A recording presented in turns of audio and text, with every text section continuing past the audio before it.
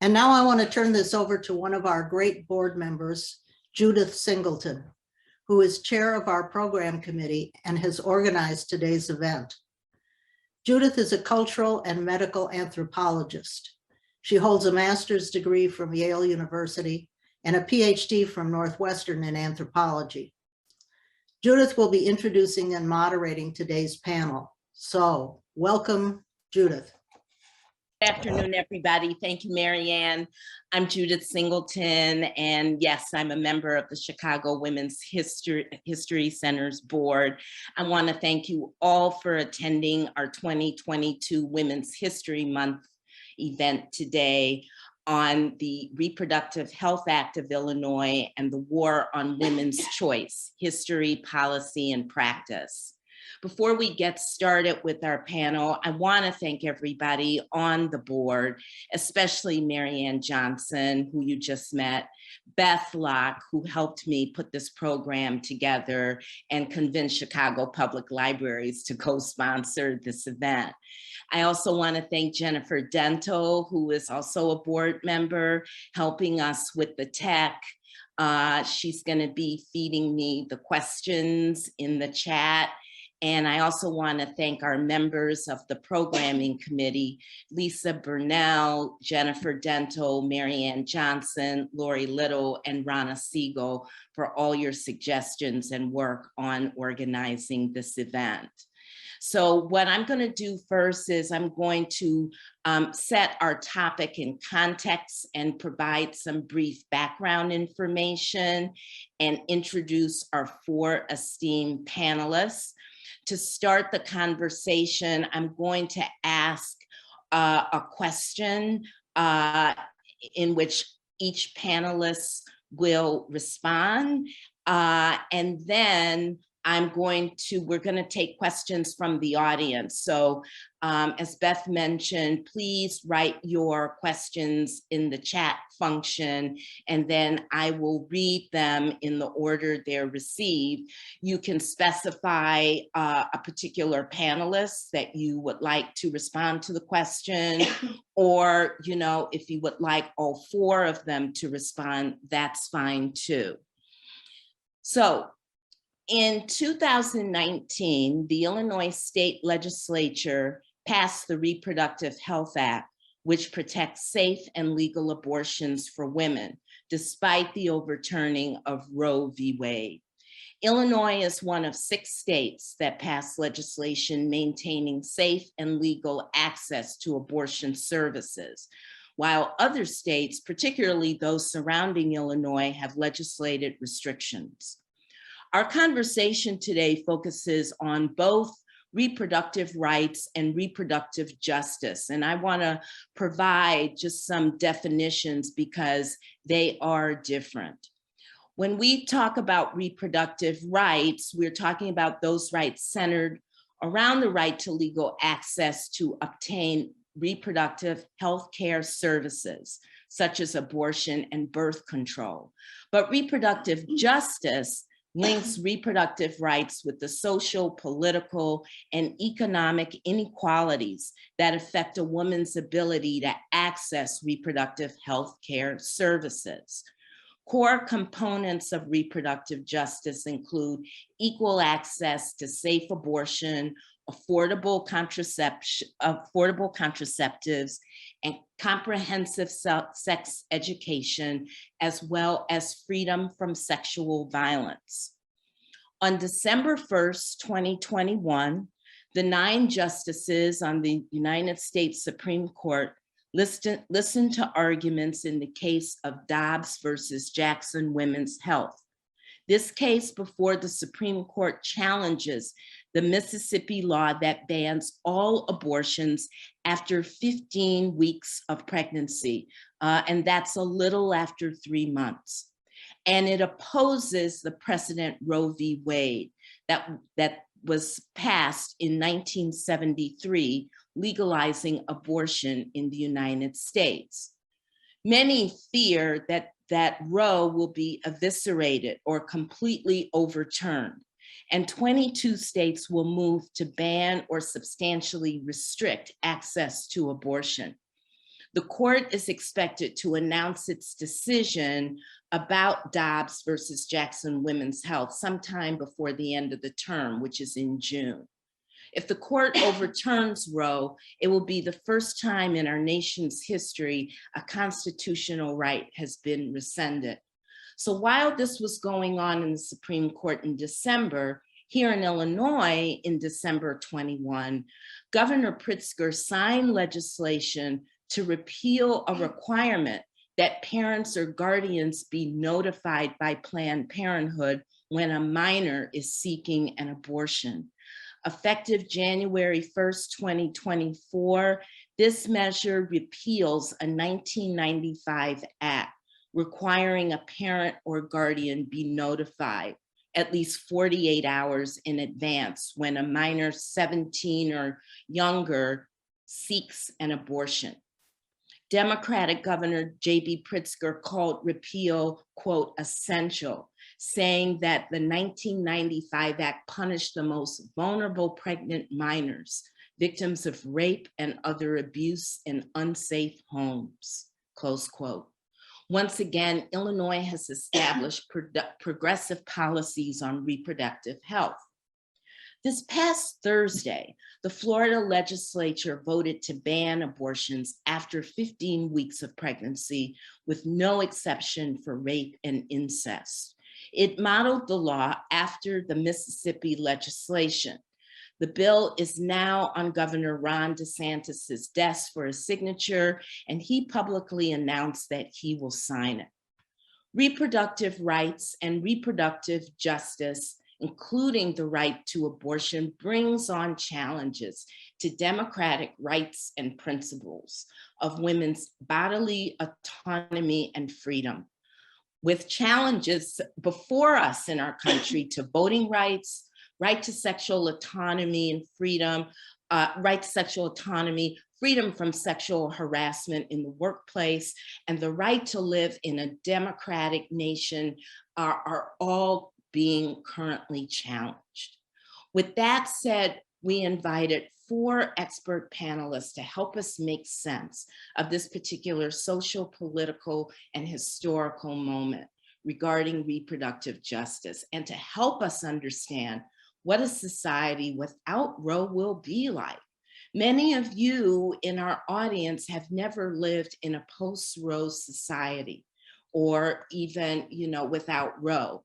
And so, I think our panelists can give us some insight on what that will be like. So let me introduce our 4 esteemed and expert panelists. They include representatives from activism, policy and legislation, and history. So first we have Dr. Toni Bond. For the past 40 years, Dr. Bond has worked tirelessly to make the voices of Black women heard on issues of reproductive justice. She is the president and CEO of Black Women for Reproductive Justice. Prior to assuming this position, she served as the executive director of the Chicago Abortion Fund for 7 years. She was the first woman of color to serve in this leadership position. Under her leadership, CAF, the Chicago Abortion Fund, gained national recognition as one of the premier abortion funds in the Midwest. Dr. Bond was also one of the founding members of Women of African Descent for Reproductive Justice, a group of Black women who came together in July 1994 and organized a full-page signature ad in the Washington Post and Roll Call, demanding Congress include a full spectrum of reproductive healthcare services, including abortion, in any proposed national healthcare package. This ad represented the collective strength of 835 Black women around the country. And it was the members of Women of African Descent who coined the term reproductive justice in 1994. This group also republished the much celebrated We Remember brochure that voiced Black women's support of reproductive health and choices.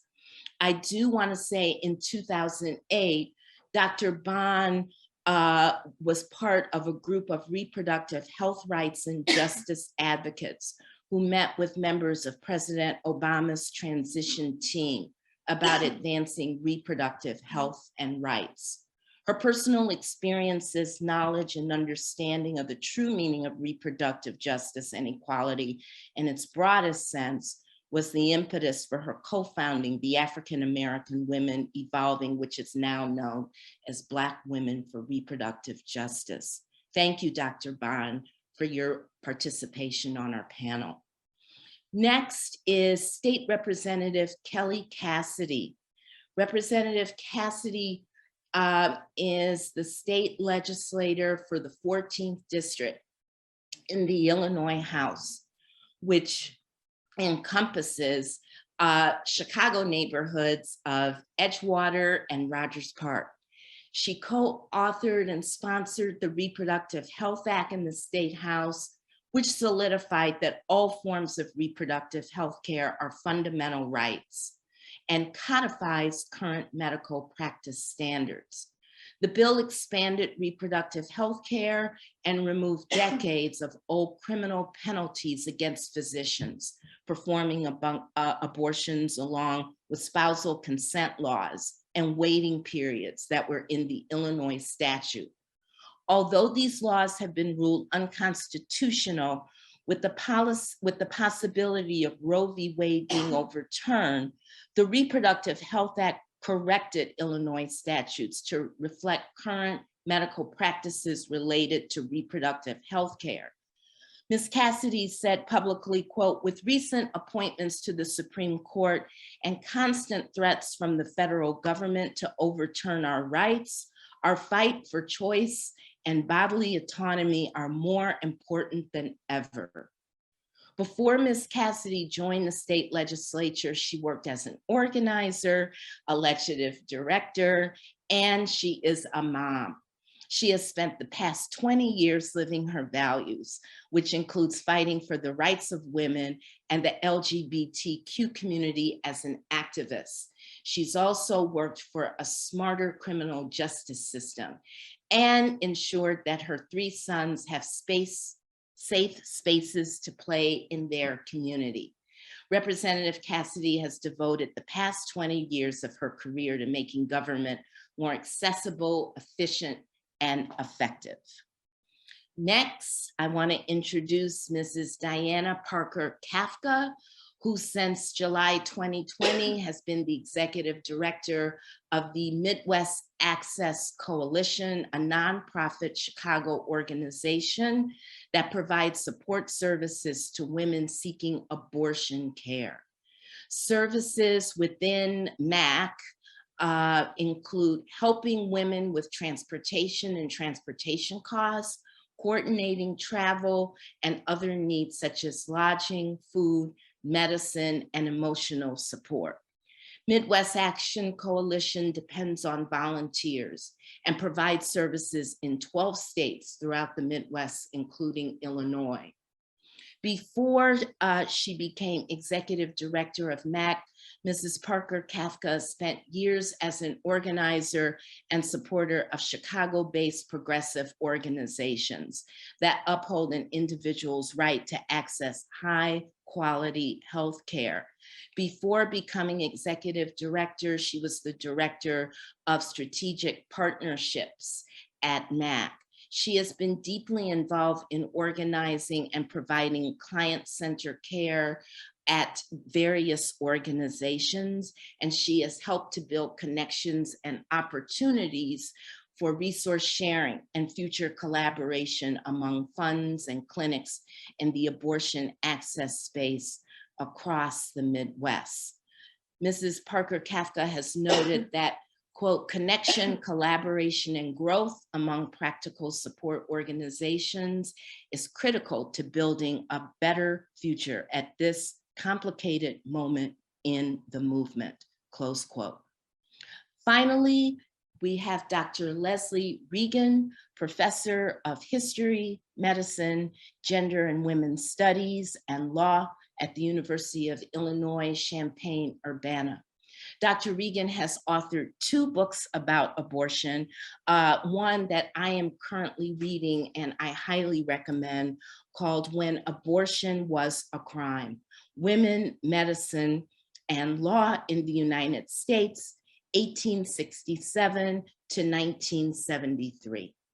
Published in 1996, this book tells the social history and account of the criminalization of abortion, while also tracing changing attitudes with medicine and everyday life, starting in the late 19th century up to when Roe v. Wade made abortion legal and a constitutional right in 1973. Dr. Regan's second book, titled Dangerous Pregnancies, Mothers' Disabilities and Abortion in Modern America, tells the story of the German measles epidemic in the United States in the early 1960s and the anxiety it created, particularly about pregnancy. Dr. Regan's areas of specialty include the history of medicine, American women's history, and sexuality. And she has been published in a variety of scholarly journals, including the Bulletin of the History of Medicine, American Journal of Public Health, and Journal of American History.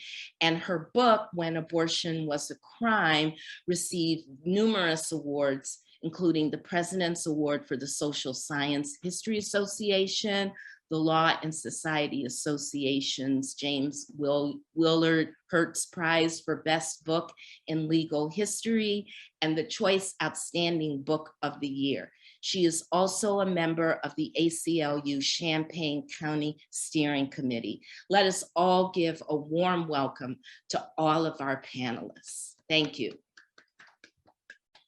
Okay, so to start us off with the discussion, I'd like to ask each of you to provide and give us your thoughts about this historical moment that we are currently living in regarding reproductive rights and reproductive justice from your perspective.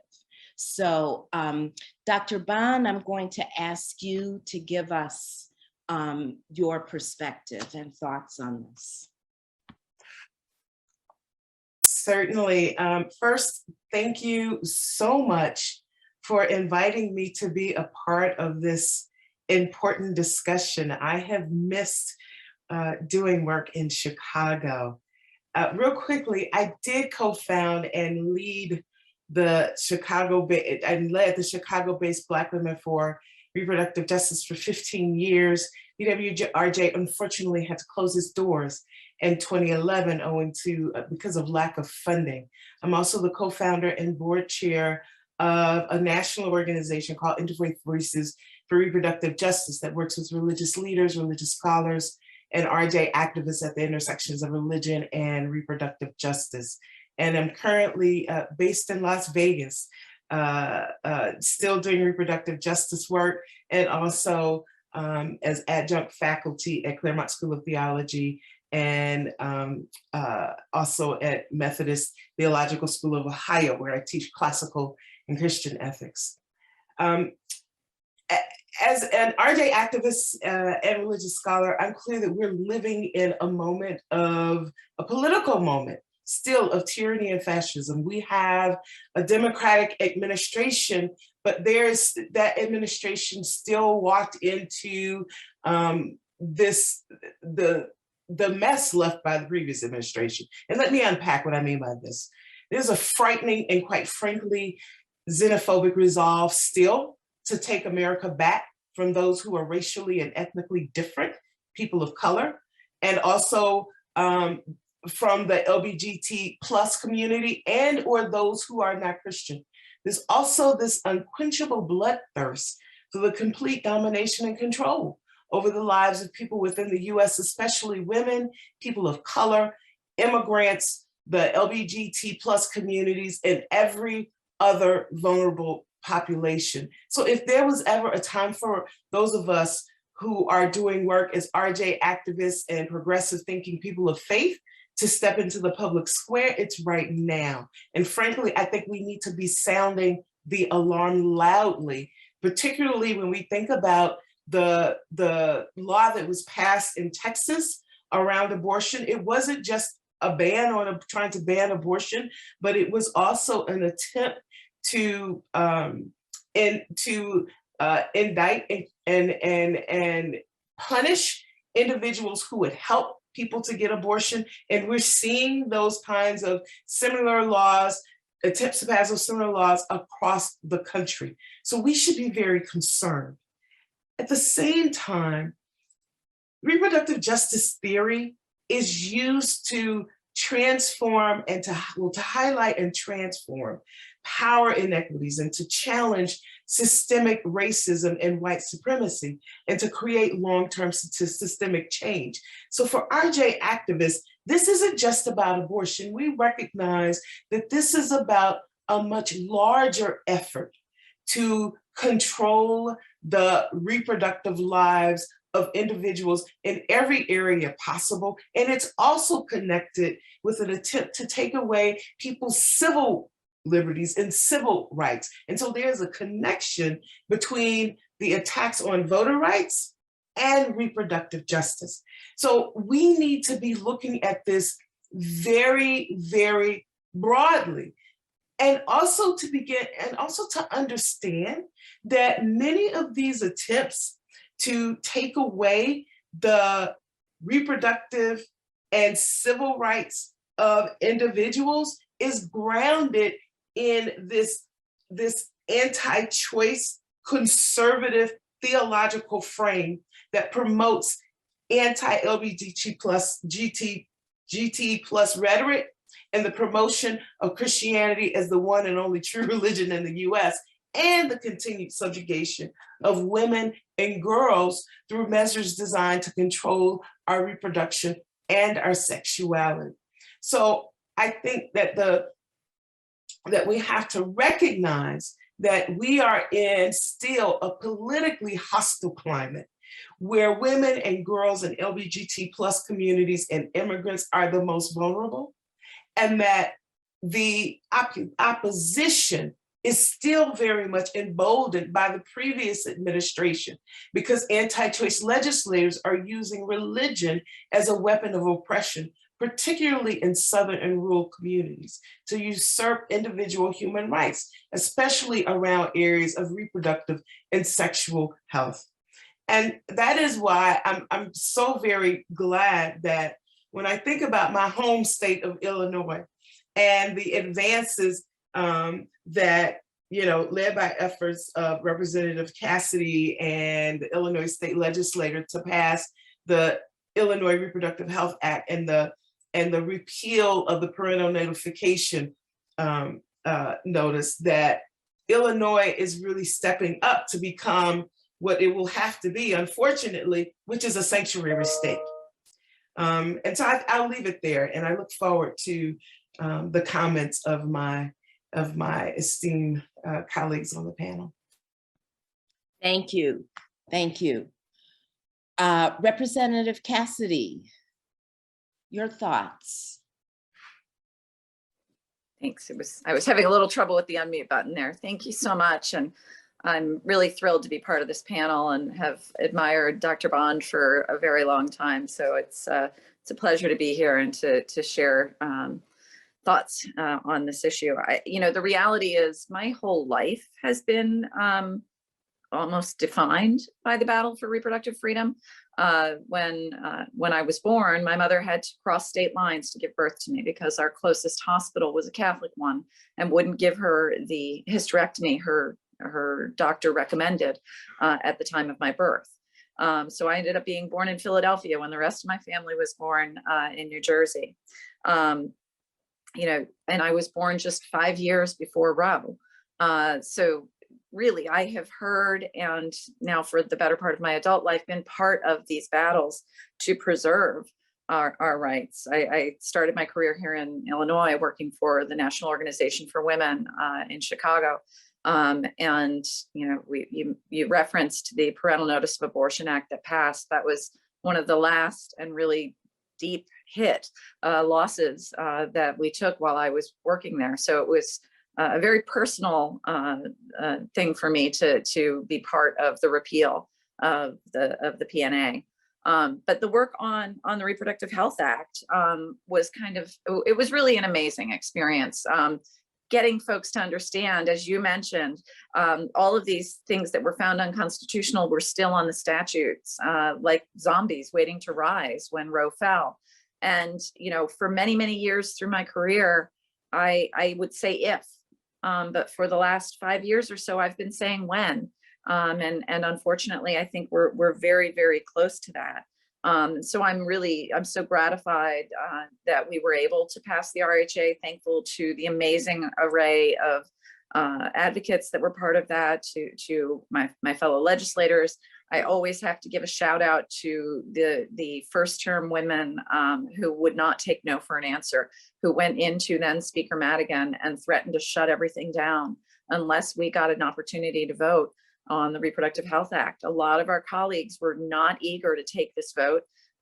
They were still worried about political repercussions from House Bill 40 and did not believe that there was really a threat. They really thought, the words hysterical and hyperbolic were used to explain away or dismiss our concerns and our eagerness to get it over the finish line.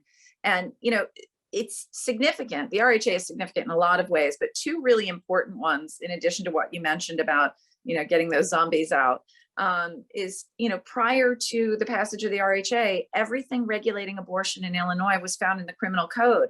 And at that time I talked about, if you landed here from Mars and you just wanted to figure something out, you would never find it, because you would think, looking for a healthcare related issue in our statutes, you would look in the healthcare codes, but instead it was in the criminal codes, which really set the tone for how we handle this. And it's not as a healthcare procedure. But another really significant piece that doesn't often get cited was removing all gendered language from our laws around abortion.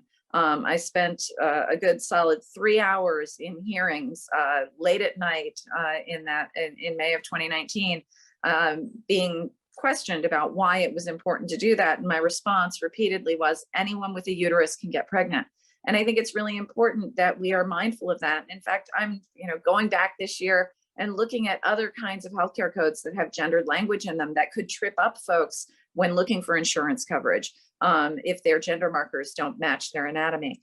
And so that was a huge and hard fought change to our law to ensure that when we talk about reproductive justice and reproductive health access, we're talking about everyone who needs it.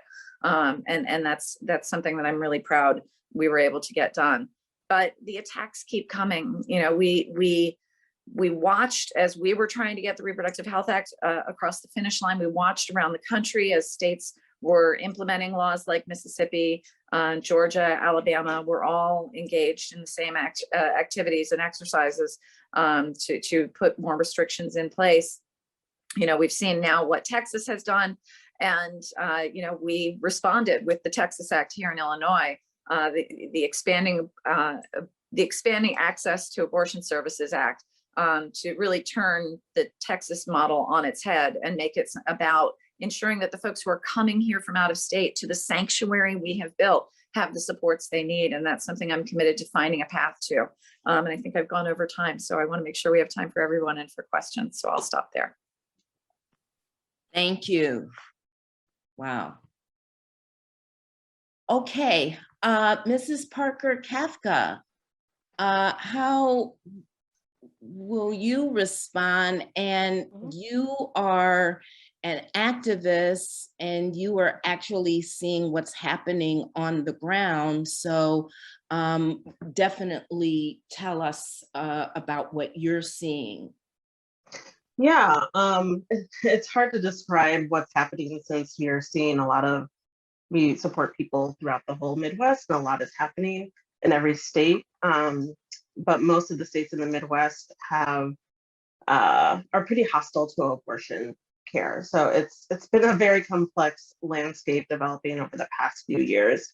But first, I wanted to thank you for thinking of MAC to talk about the reality of the day-to-day of what it's like to navigate the abortion access landscape alongside some true reproductive choice legends. We're really honored.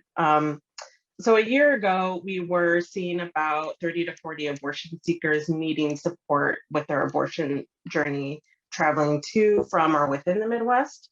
That included 61 clinics, most of which are independent providers, but also about 24 Planned Parenthoods. Most people were coming to Illinois. As you said, we have been a sanctuary state for some time. Most of our clients are women, but not everybody who needs abortion care identifies as a woman. So I'll be referring to clients and or abortion seekers. So now, a year later, we're supporting about 110 to 120 people each month. Each month, each of our clients is paired with an experienced, dedicated coordinator that develops an, albeit remote, relationship over the phone with people to understand the unique complexities of their life and the barriers that have been put up between their life and their abortion provider. Our numbers have always increased as we've developed more and more relationships with clinics across the country. But the past couple of years have been really rough.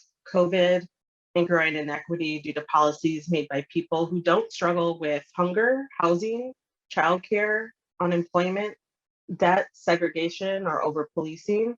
For instance, most of our clients are parents, and losing the ability to send kids to school or afford childcare during COVID because of massive unemployment made it difficult for them to be able to even think about making a long distance journey for some essential healthcare. But the biggest reason for the most recent spike is SB 8, that law in Texas that effectively removes bodily autonomy for people who can get pregnant. Texans now are going to a few surrounding states, including Kansas and the Midwest. So while those clinics are doing so much to provide more care, we're now supporting Kansas that have had to travel to Illinois for care because their clinics have been booked out for weeks due to taking care of Texans because of SB 8. The Trump administration inflicted a lot of trauma that continues today. Many of his allies are still in power. He packed the courts with anti-choice judges who have successfully allowed Texas to violate federal law, the rights of bodily autonomy, for 5 months now. And this happened and continues to happen with Biden in office and a Democratic Senate majority. So while we voted and had some gains, it hasn't yet had a positive impact on abortion access or the lives of the communities we serve. Abortion funds like MAC even lost some foundational support because there was a sense that things would be okay now. But as you know, the Supreme Court, which isn't going to be reformed, is likely to make it far, far worse by allowing about 26 more states to effectively ban abortion with laws copying Texas's law or with their own trigger laws that have been waiting for Judge Amy Coney Barrett. 9 of these states are Midwest states. So it's hard to look at this landscape and have hope for ourselves and our communities, but as abolitionist and teacher Miriam Kaba said, hope is a discipline and we've got to get good at it if we want to envision and fight for something better. I'm very, very lucky to be from and live in Illinois. I'm grateful for everyone who called the representatives and demanded they support the RHA, that Rep Cassidy, who is my rep. I was born and raised in Rogers Park and currently still live here, best neighborhood in Chicago, who sponsored and championed, as well as my colleagues in the RHA Coalition, many of whom also made sure Medicaid in Illinois helped pay for essential abortion care. And more recently, that young people wouldn't have to unsafely notify unsupported guardians whenever they need abortion care, starting in July. As a result, we are one of the safest states for people who might need abortion care, and we're going to need to be there for our neighbors as much as we can. Midwest Access Coalition has co-founded a national organization called Apiary that supports organizations like ours, collectives, small groups, that want to focus on the difficult work of planning safe travel for abortion care, especially as we're going to see a rise in long distance care for all gestational care. If we truly believe that there's a right for everybody to determine their own futures and be in total control of our bodies, we need to continue to build what we need for everybody. That not only includes people born into privilege and access, but Black and Brown women, trans and non-binary folks, Fat people, immigrants, people without resources, people with drug dependency, people under 18, everyone for whom the institutions in this country aren't being built for, haven't been built for, because we will be the ones impacted the most by the SB8s and the increasing amount of trigger laws and trap laws, which are the laws that are written to regulate abortion providers out of existence, as well as the violent rhetoric and physical threats made by the anti-choice movement. A Planned Parenthood recently went up in flames. This is not a good landscape for providers and allies of folks that need abortion care. But I will end there so the last speaker can talk and we can start answering questions. Thank you. Let me just ask, where did a Planned Parenthood facility go up in flames? Tennessee. In Tennessee. And it was considered arson. Yeah. I also want to mention, I happened to see an article in yesterday's New York Times looking at data from Texas about abortion, and from what they see so far is women are either, well, leaving the state for their abortions, or they are taking the abortion pill.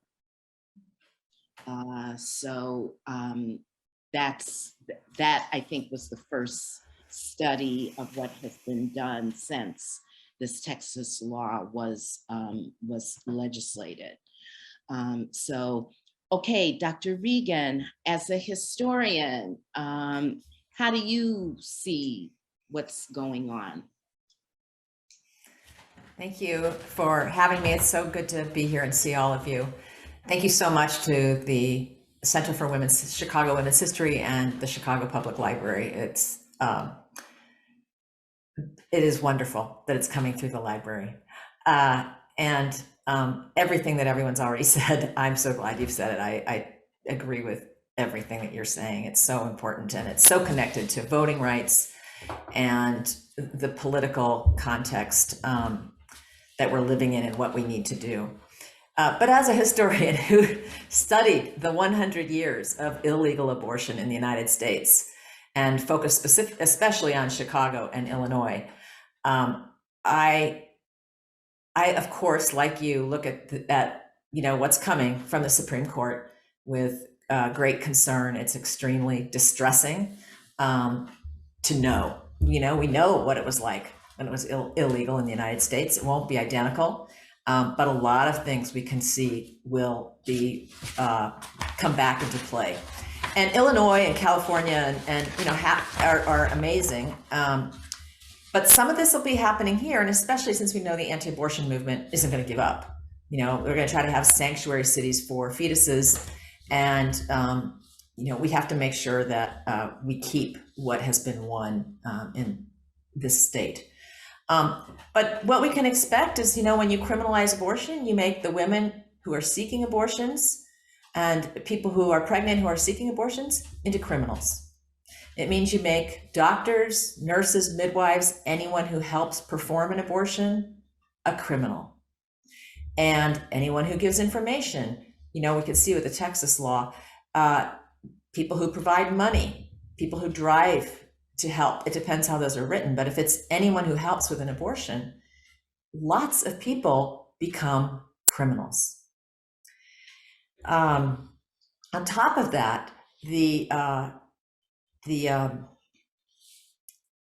of course, I'm blanking on the name, but anyway, there's research that shows there are thousands of laws on the books throughout the country that will come into play that make fetuses into persons. And those laws, if they go into effect, are incredibly dangerous in terms of individual rights until the rights of people who are pregnant and mothers. Of course, we've already seen some of this, but this is something I don't think people necessarily know much about. So, but from the history, we can expect that police and prosecutors will go back to the methods they used before. A lot of those are going to be used, and as we are decarcerating to some degree and understanding what the criminalization of drugs has meant, this will be a new incarceration of masses of people, and they will be primarily Black and brown. But the methods that they used, whether they go after women, you know, the laws are saying, they're saying, oh no, we're not going after women, we're only going after providers in Texas. And what I learned from my research is you don't have to arrest the person who has an abortion. You do not have to incarcerate her or prosecute her or them. They will be punished. And the ways that that will happen is through the process of investigation and prosecution. That is that police and prosecutors will interrogate anyone they suspect of having had an abortion, collect information, insist on answers being given to them under threat of no care or of jail or of prosecution. We can also expect that physicians, nurses, and hospital staff will also, oh gosh, it already tells me I'm done. They will be threatened with prosecution if they do not assist the state in collecting that information by interrogating women, people who are pregnant. Hospitals will be reporting patients to police. There will be forced gynecological examinations under police surveillance. There will be entrapment, raids on clinics and gathering, you know, everyone who's there with the aim of capturing everyone who's there to get an abortion or in the middle of an abortion or after an abortion. These were all things that were done in the past. They are horrific. I can tell you that when I was reading the Supreme Court, the Illinois State Supreme Court case where it was Mrs. Stanko who was arrested for performing abortions in Chicago in 1940, and they arrested 8 or 9 women and forced them, they had to go through gynecological exams under police surveillance, and the doctor removed a catheter, a rubber, you know, short wire that was used in medicine that's used to induce a miscarriage, removed one from each person, and that became evidence. I was so upset when I discovered this. I was stomping around the archives in rage to think of this happening. So, you know, it won't happen to everyone everywhere. It depends on local prosecutors, but we already know that local prosecutors in some states have set up programs in conjunction with hospitals to arrest women who have passed illegal drugs to their fetus in utero, and they've been prosecuted and jailed. And this has happened in every state, including Illinois. But certainly it was a program in North or South Carolina, sorry for whoever is the wrong state that I'm saying. So there is plenty more to say about what the consequences will be. And although Illinois is protected, it's going to be heavily impacted with people coming in. I mean, we can have people try and do the same thing in terms of the law, but also we are going to have lots of people coming to the state, as they did in the past, to get abortions, to get birth control, to get the health care that they need. And Guttmacher just did a study, and they suggested, so California is a big deal. There's, it's 5,000% increase. Illinois, 9,000% increase they're expecting. So what we really have to do is figure out how we're going to provide those abortions. You know, anyway, that's a whole thing, you know, is to have more providers. And I don't remember now if Illinois changed the law in terms of midwives and nurses, whether they can perform abortions, but that is really important. Good. Yes. Representative saying yes. Very important across the country to expand. Not all, but yeah, but to expand potential providers. So I will stop, and I look forward to any questions and comments. Thank you. Thank you. One point I just want to make about the anti-abortion movement too is there seems to be a collaboration between the anti-abortion movement and the white supremacist movement. And there was recently a march here in Chicago that was anti-abortion joined by white supremacists. So, and it makes sense that they would join forces when you think about it. But that's, yeah, one more thing. Okay, thank you so much. Okay, I'm gonna go to the questions from our audience. And the first question that I think is for Representative Cassidy is, why is Illinois one of the few states in the Midwest? And correct me if I'm wrong, I think Illinois is the only state in the Midwest protecting safe and legal abortions. Yeah, we are. We're very much, you know, in a lot of ways, we're an island of blue and a sea of red. So that's, you know, it's really, electoral outcomes make all the difference in the world. You know, that summer after we passed the RHA and a lot of other great laws, I lost count of how many times I said what a difference a governor makes. You know, having supermajorities in both chambers as well as a Democratic governor made it possible to build that firewall around our state. Thank you. Here's a question that I think is very interesting because I've been also thinking about this. Can the panelists discuss the prospect of losing the 2 contested Illinois Supreme Court races in 2022 to anti-choice extremists, and all of our progress over the last few decades being completely wiped out? And so Representative Cassidy, yeah. You know, the implications around reproductive health, it goes well beyond that. You know, there are so many of the progressive policies that our state has enacted over the last 10 years or more really have been buttressed by our Supreme Court. But we've got these 2 seats up. It's the first time in 30 years that we've redrawn our Supreme Court maps. People don't even think about the fact that we elect Supreme Court justices in this state. People don't pay attention to those races. It's really, you know, this is the most critical thing on our ballot this year, is ensuring that we hold on to these 2 seats, because that is all that stands between us and losing every bit of progress, whether we're talking about abortion access or marriage equality or the anti-bullying and anti-conversion therapy laws and things like that. All of these pieces, you know, pretty much every law I pass has somebody lined up to challenge it. And I have always been very comfortable in the knowledge that our Supreme Court had our backs. But with these 2 races, it's critically important. So there's a northern suburban district and a western suburban district, and those we have to hold those. The implications would be disastrous because these are 10-year terms. This is not a quick thing. This will have a generational impact if we lose these seats. My goodness. Let me ask another question on those lines. If Roe is overturned, can the Supreme Court pressure states like Illinois to disband its legislation protecting safe and legal abortions?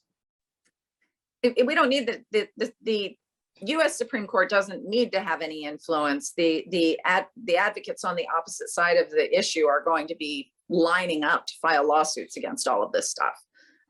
So there's not necessarily a correlation other than sort of the national trend. And as you said, we are the only pro-choice island in the Midwest. So the focus will be on taking us down.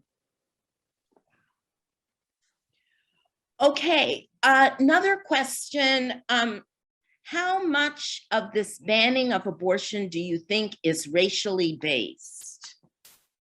And anybody that wants to speak to that?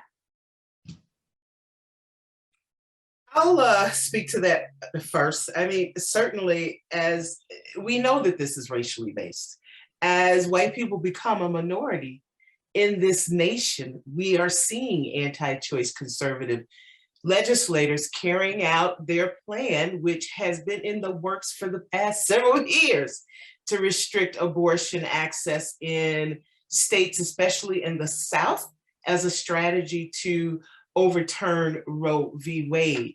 And at the same time, as we see the population of white people decrease in populations of Black, Indigenous people of color increase, we're also now seeing the redistricting, right? Southern states like Florida and Georgia and Texas and North Carolina have become likely targets for partisan and racial gerrymandering as conservatives seek to block Black, Indigenous people from exercising their right to vote. So this is most definitely tied to race. The other thing that I would say is, as we talk about losing Roe, let us be clear that for years, Roe has not been a reality for Black, Indigenous people of color, owing to the Hyde Amendment, which comes from the late Representative Henry Hyde from Illinois.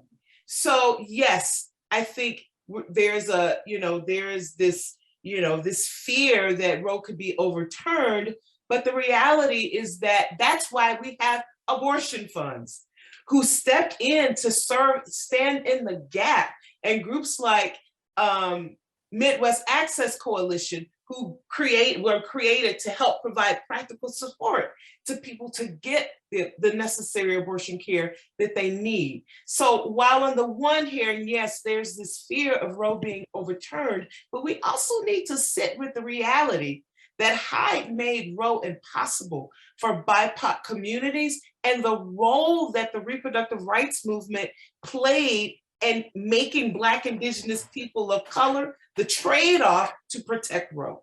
So we have to hold that history too.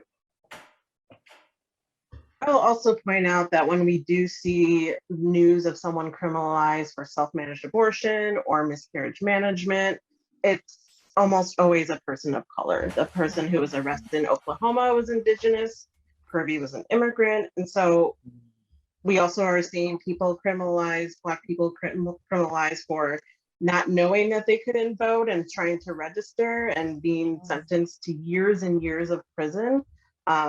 So there's always a win-win situation for antis in when it comes to these laws. They can try to stop the decrease of the white population in this country, as well as criminalize people of color for it. Leslie, did you want to get it? Yes, thank you for those comments from Dr. Bond and Ms. Parker Kafka. I want to also add, yes, I mean, it absolutely is about race. The anti-abortion or racism, the anti-abortion movement, there's a great study that shows much of their imagery and rhetoric. It is about the imagined fetus, the imagined baby that's being lost, that they are trying to save, is a white baby, a white male baby. And really it is so much part of this evangelical imagery of, I mean, there are images where it looks like Jesus in a little nest, the way it is. So it is absolutely imagined as saving white babies. Absolutely, we know that the anti-abortion movement and the fascist groups that Dr. Bond referred to, they don't care about cruelty, pain, and suffering. We are living, we've been living with an acceptance of that for a long time, and it just doesn't matter to them. But the roots of the criminal abortion laws in the 19th century also come out of the same concern about a changing population and the possibility that the white upper crust Protestant Yankee class would lose power to immigrants, to just Chinese, Asian, Catholic, and to African Americans, especially the newly freed people. So it was very much directed at preventing abortions by the people they could see who were having them, who were middle-class married white women going to clinics that were quite open in New York and other cities. So yeah, I think that's all I need to say at the moment. Thank you. Well, I want to say something about miscarriage, but I don't know if now is good or if I can come back later. Oh, well, if you want to say it now. Sure, but I just wanted, in case somebody else wanted to jump in. So thank you for bringing that up. I had meant to say, you know, we do have people who are being prosecuted for miscarriage now. This was also part of the past, is anyone who came in and who said, you know, they were miscarrying, doctors, nurses, staff were taught not to believe them. So throughout, you know, they're being taught in OB-GYN, you can't trust women. You can't trust them. Don't trust them. They lie. And they treat them that way. They're lying. They're not trustworthy. They're not being treated as patients with respect. Obviously, there are differences by class, but you know, this could happen to anybody. All classes experience this if they came into the ER. And they would question them and insist, tell me who did it, who was the abortionist, where was it done, what did they do, and who's the father, who got you pregnant. There is a woman who I happened to see her obituary. This happened to her in 1963 in New Jersey. She's a middle-class married mother, and they kept questioning her. They would not believe that she was in the middle of a miscarriage, and she had delivered a 5-month fetus, and she sat there for hours with a fetus between her legs waiting as they insisted that they were bringing in the police and interrogated her. She became one of the founders of a New Jersey pro-choice organization, you know, later in the 70s. But this went on all the way from the 1900s up through the 70s, and you know, it's being revived in certain ways. Dr. Singleton, if I could just offer to, I saw in the chat, folks, there was some comments about the connection between anti-choice activists and white supremacists. And I just wanted to offer that has been a strategy of anti-choice religious conservatives from the start, this connection between anti-choice movement and white supremacy. But here's where it's important to recognize their ulterior motives of conservative evangelicals and fundamentalists are centered around protecting the unborn as a response to legalizing abortion. It was, but the real rub was that their true motive has to be traced back to 1979, when one of its leaders, Paul Weyrich, used abortion not for moral reasons, but to rally religious supporters behind efforts to keep then President Jimmy Carter from winning a second term, because they didn't want him to protect school segregation. And of course, they couldn't use that as their rallying cry. And so they chose abortion because they believed it was a religious crusade they could effectively organize religious people around. So that is the connection between anti-choice conservatism, religious conservatism, and white supremacy, which is why some of us who do work at the intersections of religion and reproductive justice say we've really got to begin to recognize this thread that connects the two. Thank you. Wow.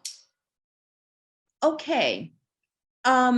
Can the panelists discuss how the use of medication obtained through the mail may be a double-edged sword, enabling pregnant persons to conduct an abortion, but also enabling greater surveillance by government actors?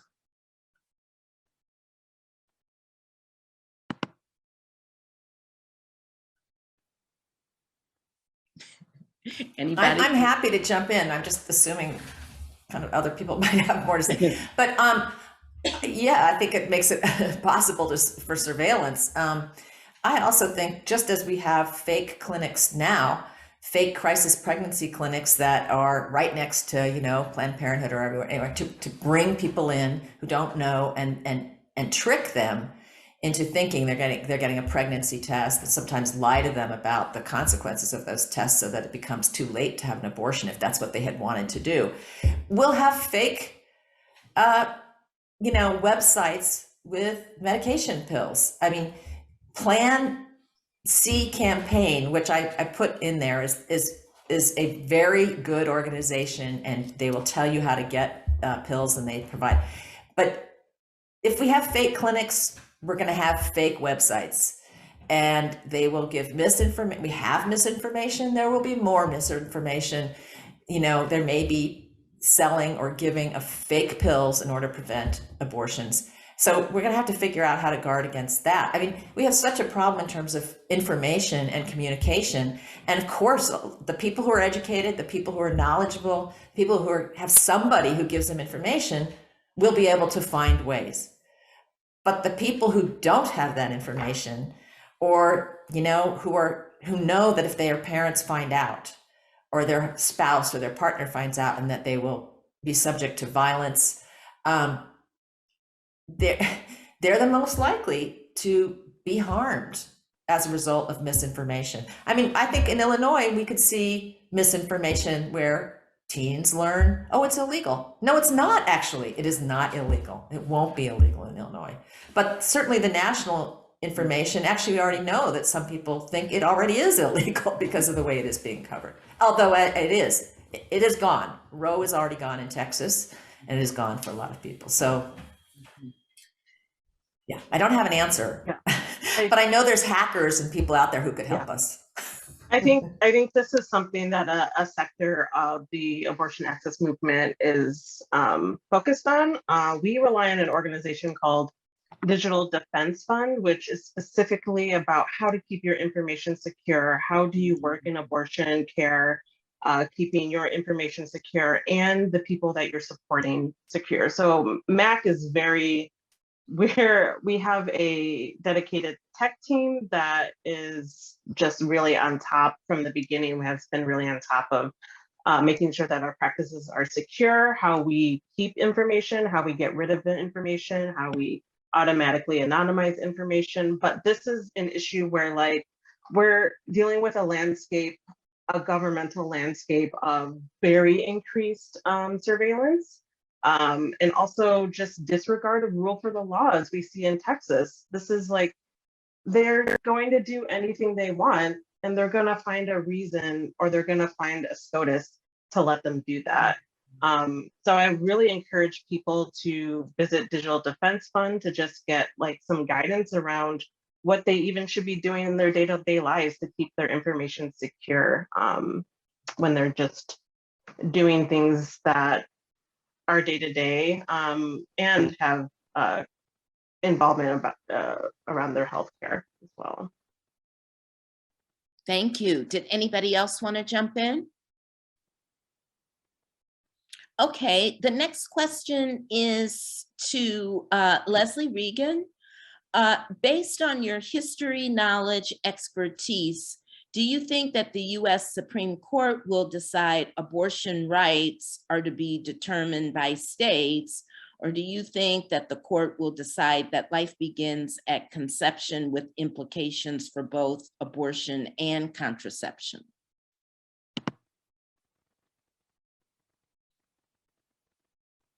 Well, that's an interesting question. I am not much of a Supreme Court watcher, to be honest. I mean, I am watching it, but I really argue that, it's not the courts, it's the movements and the demand of abortion from women for 100 years and the acceptance of abortion that ultimately resulted in Roe versus Wade. The Supreme Court did not do this all by itself out of the blue, although the anti-abortion movement makes that argument. People were openly performing and providing abortions, even though it was completely against the law. And there was certainly concern that the law was just there would be no respect for law. It had been legalized in several states. So as to what the court is going to do, I think the question in front of them is not, and I'm also not a lawyer, so is it really about a state law and not about the definition of life? I mean, I think they're capable of anything. They've been put there for a reason. And, they may get cases that allow them to do it. I think it's more likely, I mean, they may just outright overturn it. But I suspect there is also, concern, and there may be their political friends and influencers may be saying, don't quite do that. Gut it, make it impossible, allow states to basically criminalize abortion, but say that Roe is still preserved, because this decision has been essential for the Republican Party. Being able to fight and name abortion, and of course abortion, those fights always included being anti-birth control, being anti-gay, and we're seeing it now in the attacks on the mother who has a trans child and gets her, I don't remember, gets her child healthcare. So those have always been deeply related, and the Republican Party has succeeded with it since Reagan. And if they don't have it, it's going to make it a lot harder. Anyway, but it doesn't matter. It doesn't matter whether they say Roe still exists. I am quite sure it will not exist. And it's very important for us to make that clear. Even if they say it exists, if it's okay in a case of rape or incest, or if that is what they end up with, that was true when abortion was a crime. When abortion was illegal pre-1973, it was called a therapeutic abortion. Those were legal, performed by doctors because they thought it was medically justified. And most places it wasn't written down as to what those indications were. But if that's what we end up with to save a woman's life or her health, then it's illegal. We are back in the era of criminalized abortion, because that was always the case. Catholic doctors, Catholic priests, the church objected to doing abortions to save a pregnant woman's life. But the vast majority of the medical profession, and of course lawyers, they're Protestants. Their belief was quite different. Yes, that was justified.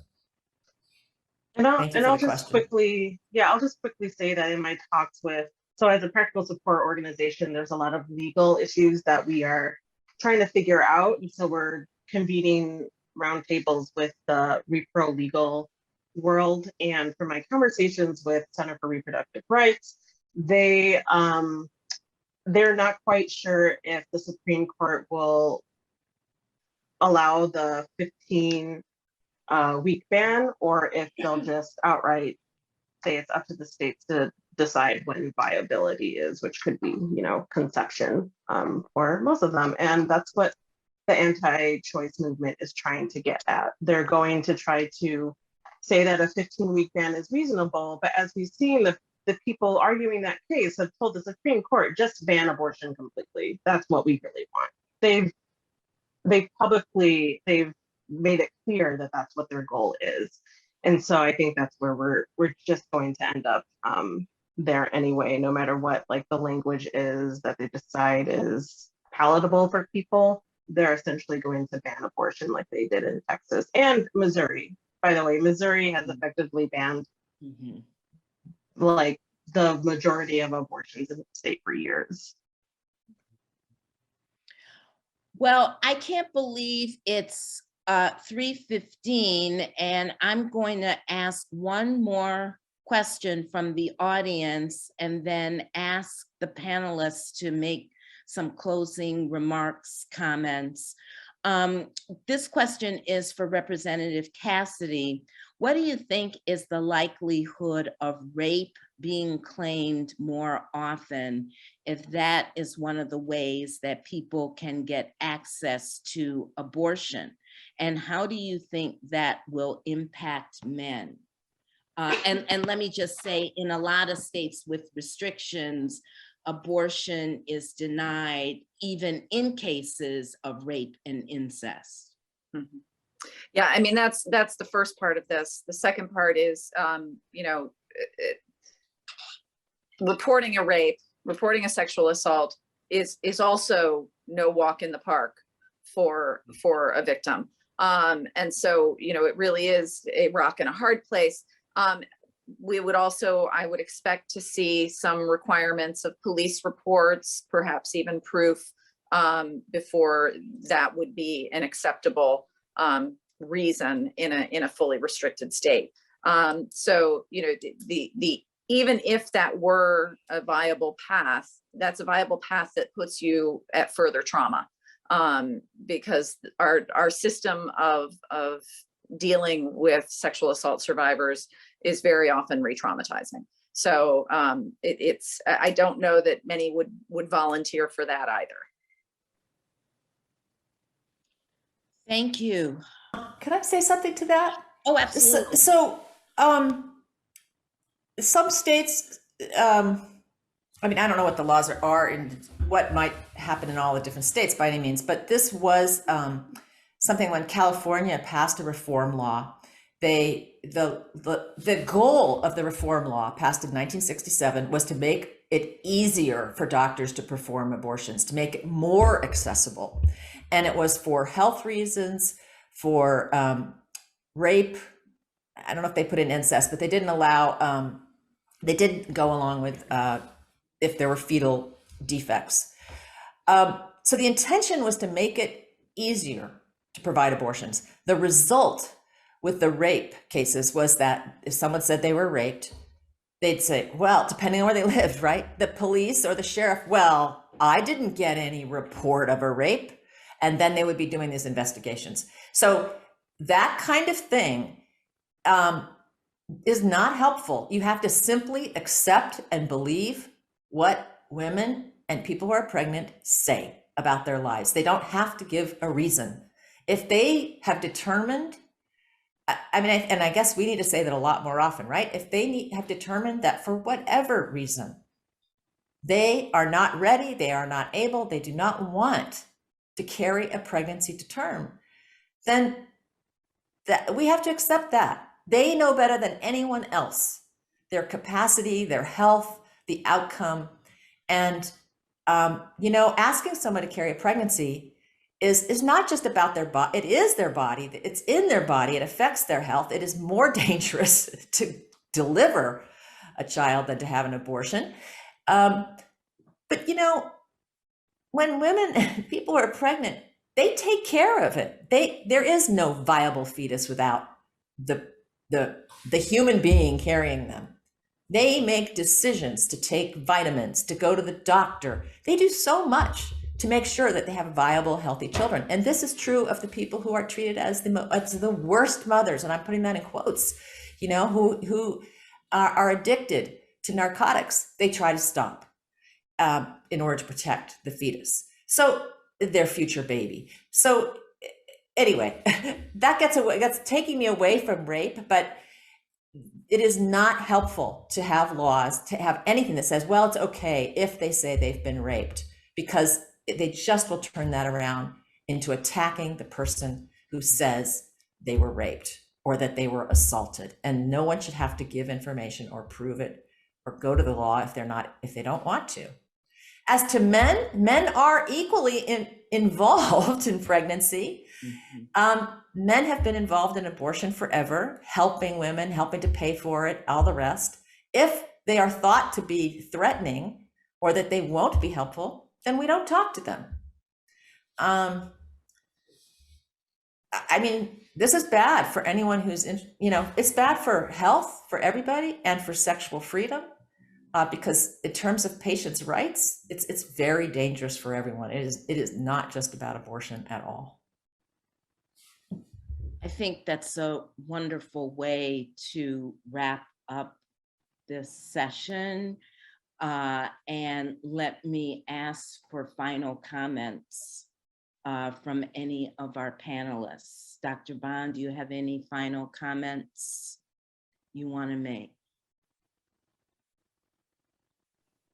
Thank you, Dr. Singleton. I do. And I think it's so very important that we, the question that we have to ask ourselves, right, is how can we begin to do this work much more expansively across the three movements: reproductive health, reproductive rights, and reproductive justice, because it's three separate movements, but we need all to successfully counter the gains realized by anti-choice religious conservatives.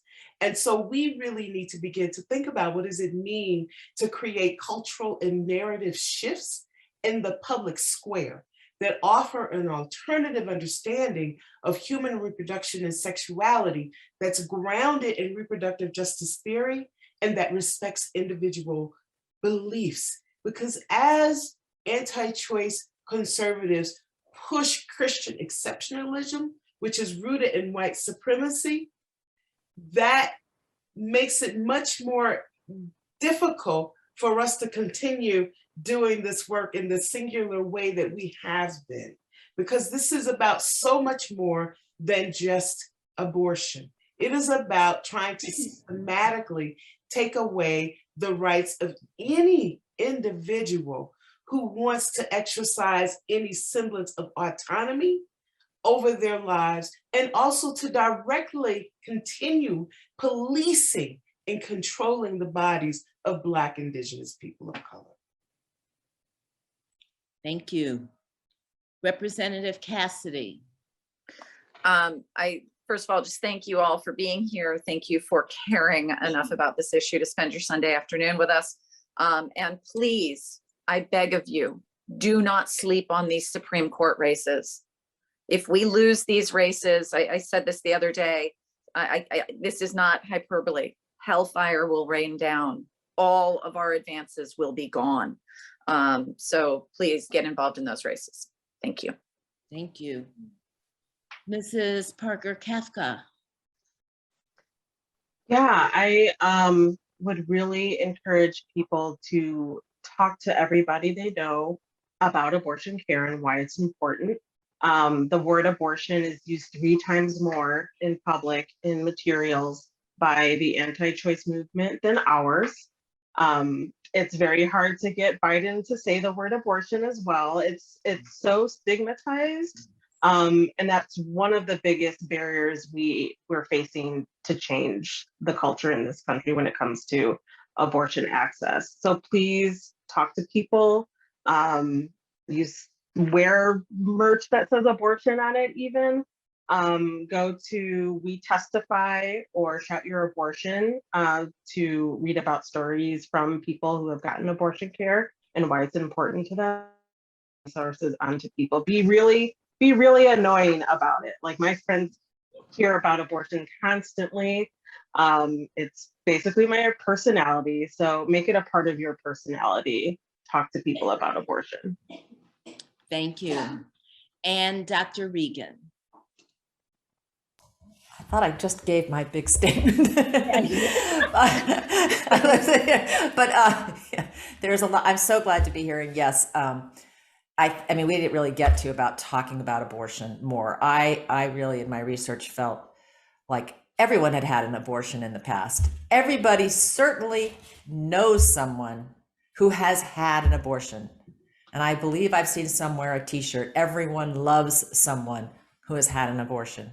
And I guess I would add, we have all, whether we have actually had a procedure of an abortion or not, and this includes men, we have all used abortion because we all knew that it's there if needed.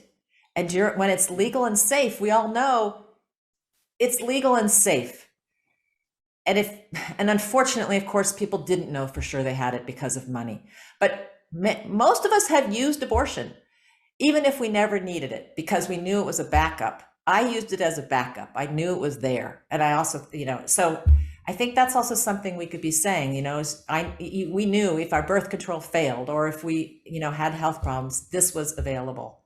And it is not only the 25 to 30% of women who've had abortions. It really is all of us.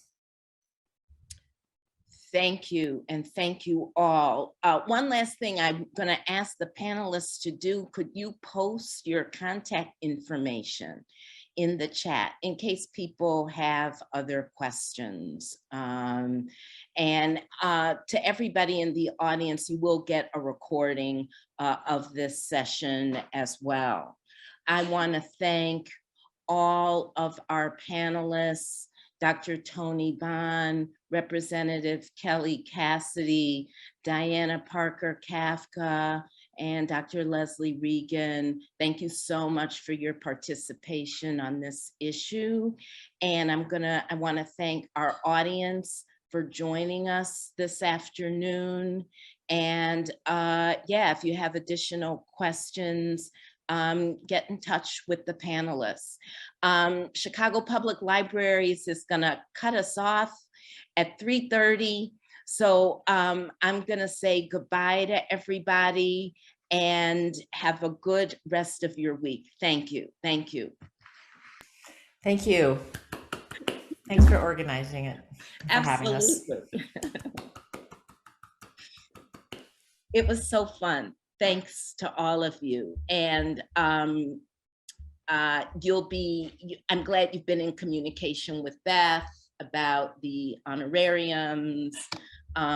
So if you have any other questions, you know how to contact me or Beth as well. Well, thanks for organizing it. I will get in contact with Beth.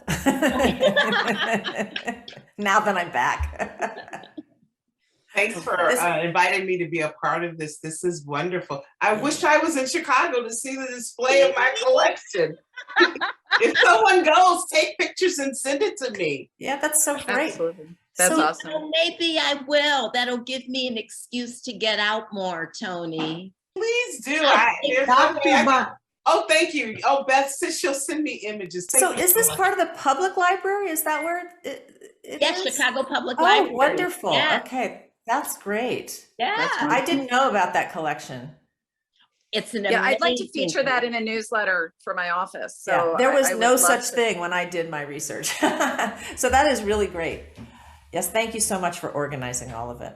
And Tony, you all for your participating. papers. I visited the papers twice and I can't wait for more. Oh, that's great. So important. Thank you. Thank you. All right, let me not keep you any longer. Thank you. Thank you everybody. all for your work. Okay. Yes, thank you, everyone. Thank you, everybody. Bye-bye. Thank you. Bye. Bye-bye.